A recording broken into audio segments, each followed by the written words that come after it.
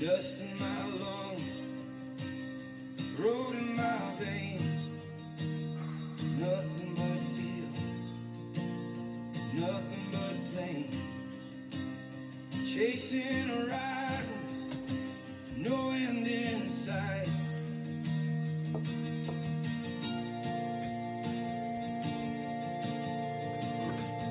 Awesome.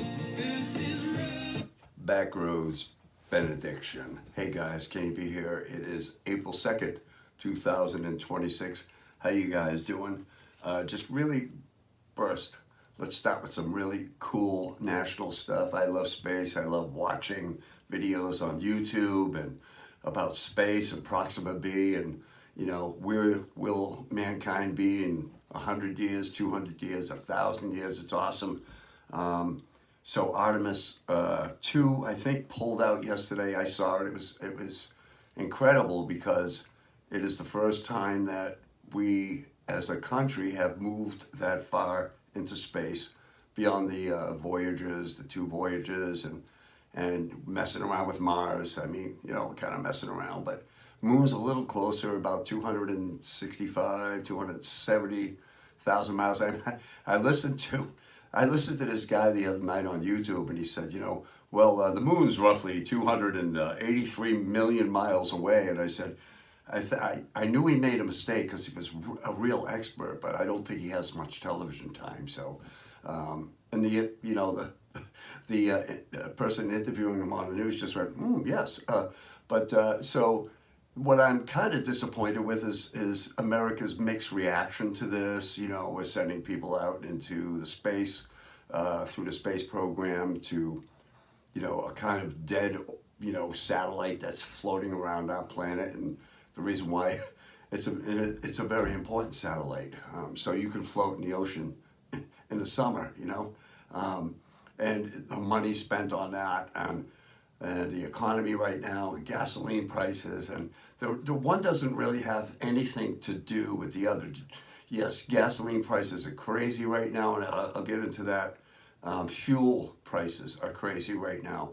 I'll get into that argument in real quick, but I just want you to wrap your arms around if you're a young mom, a young family with kids, and at 5 o'clock Eastern Standard Time, as I still refer it to, past that, I believe,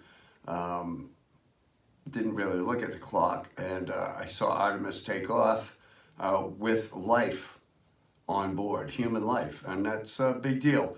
And yes, they have to slingshot around our planet, use the gravity, off they go, and just kind of get into some kind of a perpetual state without burning a lot of fuel, and hit their target, spin around the moon, and come on home. It's a drive-by. But when's the last time we did any kind of friggin' drive-by with human life? We're doing drive-bys with the Voyagers because they're billions and billions, and they gotta keep going, keep going, keep going.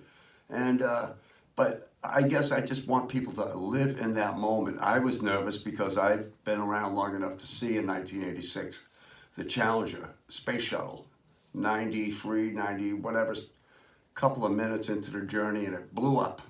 And there's so much, information that now is coming out about that. But so I was very tense here at home and watching it with my wife, and it was an awesome experience. And we wish those astronauts Godspeed.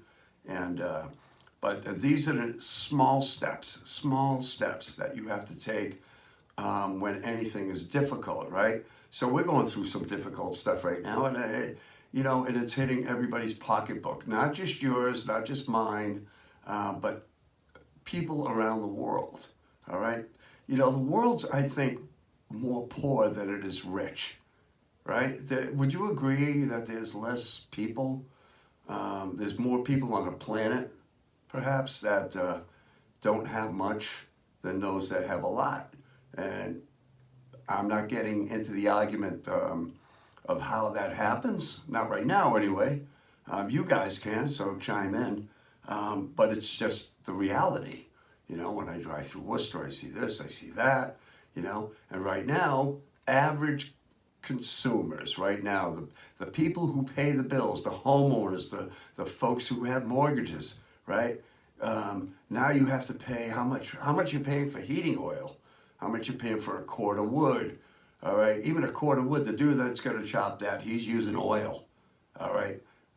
Oil is a world traded commodity, okay? We get a very small portion in the United States of our oil from the Middle East. But because it's a worldwide traded commodity, it means a lot to the stock market, and the United States has to play. Okay, so the other night the president said, buy your oil from us. We could, okay, I'll buy our oil from us, okay, but, you know, what will the price be? Are we really as energy independent as, you know, the government tells you? No, you got to watch your wallet. So the bottom line is, will this affect the summer? It will. It's going to affect the summer, whether you're thinking about making that trip with the camper that's going to get 10 miles a gallon. There's people that can afford that. They just wave, you know. And is it $1 more? Okay, it's $1 more. Is it?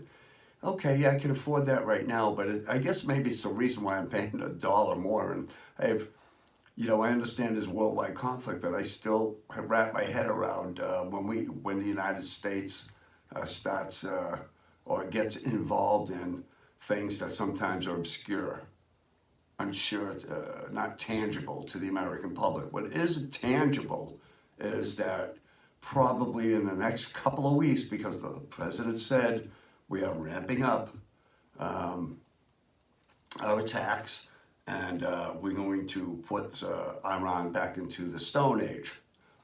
Okay, that'll take a long time. I mean, every country on the planet has moved beyond the Stone Age. Anyway, but so when you couple that with the gas prices, like I said, here in Massachusetts and rising, $3-4. I paid $3.90 today, I think, just topped it off with $10 because I said, well, I'll wait till maybe this blows over. And when will it blow over? And again, the United States is the largest consumer of petrol and gas, 20% of the global total. All right, that's about 407 gallons of gasoline for me and you know. And I'm kind of guilty. I mean, I have a big car. You don't need that much space. It's comfortable though. But that's the way we are encouraged to live here in this country, live large, particularly here in Massachusetts. Okay, let's look at the average home value in Massachusetts right now from Zillow is $636,412, $658,406. And the median sale price is about $700,000. All right. So the approximate mortgage right now, this is just an average, is $2,659. Now I'll tell you, some of the condos in Worcester, 3-bedroom, that's about the right price. And so the cost in Massachusetts for home, just to have a home, all right? It says the median age for the first-time home buyers in the United States is approximately 35 to 40 years old. So right now, I've heard it at 50s, okay, that people are buying their first home, all right? So now you're looking at anything. It's all related to fuel. It really is. Production of automobiles takes fuel.